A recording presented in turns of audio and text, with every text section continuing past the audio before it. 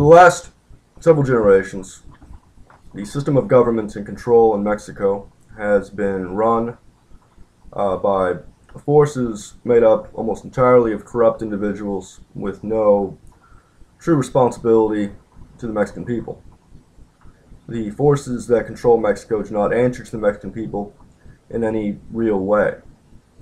The political parties, particularly PRI, but also including the other parties, including PAN, that have come to push PRI out of the official control in the last few years, have nonetheless been unable to correct the situation or even reverse it.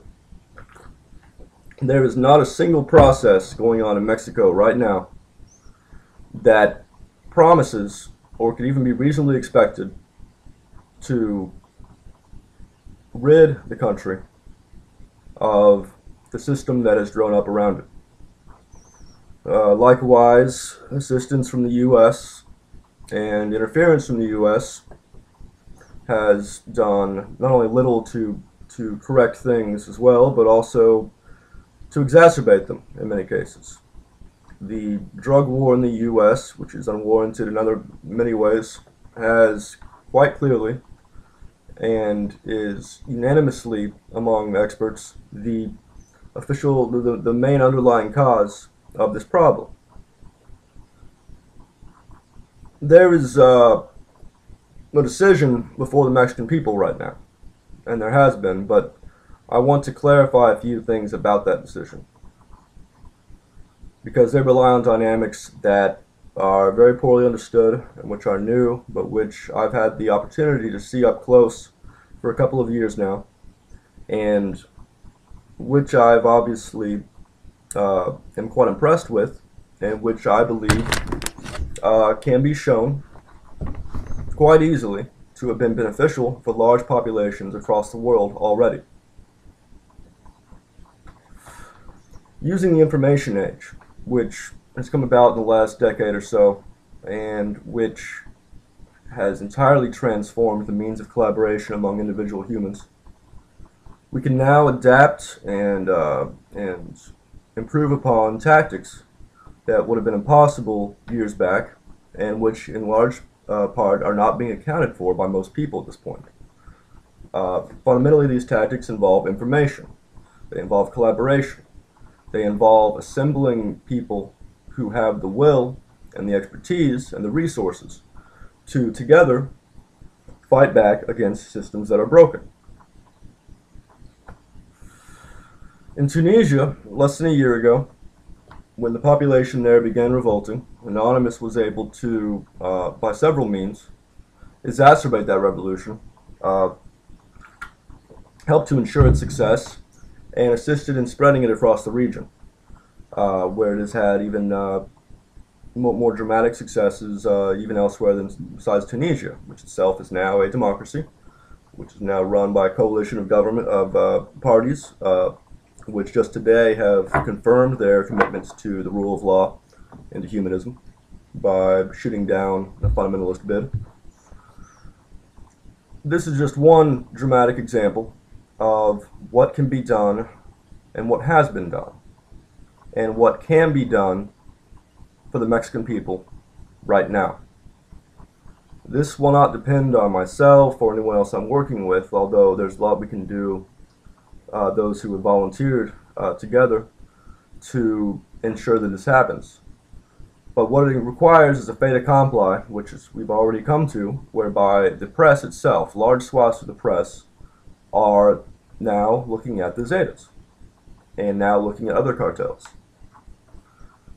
We have already volunteers, including cartel experts, informants on the ground on both sides of the border, journalists, including from media outlets, large U.S. media outlets, and now some very respectable media outlets in Mexico City, which are very interested in pursuing this in a large, distributed way.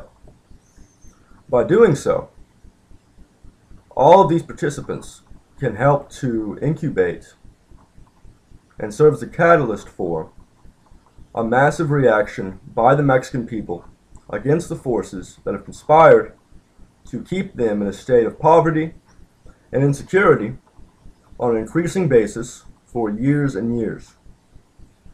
This can all be reversed very, very quickly. All it takes is the cooperation, again, of journalists and experts in the U.S. and elsewhere, and citizens on the ground in Mexico. This can be organized on several fronts around several nodes of activity. It can be done via a loose network of individuals who can pick and choose among tactics that have already been sort of concept proven elsewhere, and thereby continue to improve upon their effectiveness as a group of people. The only thing stopping this from happening, and it doesn't appear to be stopping it at the moment, but that could potentially end this or slow it down, is the inane, faux cynical, and frankly dishonorable conduct of those who, for whatever reason, whether for professional reasons or otherwise, will seek to prevent this from happening. And that includes portions of the media in some cases. It includes sort of a loose conglomerate of parties and individuals who are opposed to anything associated with Anonymous, even lightly in this case, from going forward properly. People who have emotional or, again, financial reasons for making light of something that a lot of people have risked their lives for already. And that is something that, we'll have to contend with, especially me. But having said that, what happens next, and some of this will come from us, but what happens next in general will be entirely based on what the Mexican people themselves now do. Now, I'll have names and I'll have other information that will be of use to anyone who seeks to rid the Mexican country of the forces that are destroying it. But others need to get involved, soon. You can either get involved by coming to me, or they can get involved on their own using whatever we put forth or using whatever they can get. I may be reached at transistor@hushmail.com, TRANSISTOR, transistor@hushmail.com. Any information I provided will be used slowly and responsibly in conjunction with, again, journalists, cartel experts, and other volunteers. And it will be used. So again, I want to thank those who have already volunteered or who have already provided information and support in various ways, and I'd like to again exhort everyone else to consider what they can do right now, as opposed to whatever you're planning on doing this weekend. What they can do right now to assist in this effort. Thank you.